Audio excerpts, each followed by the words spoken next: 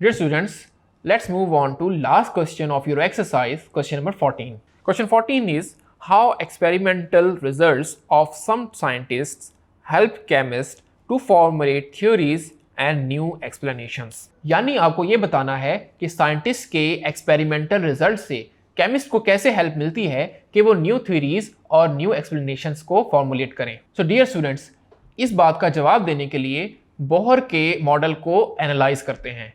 Bohr ने atom की stability के बारे में बताया और ये भी बताया कि एटम एक लाइन स्पेक्ट्रम बनाता है.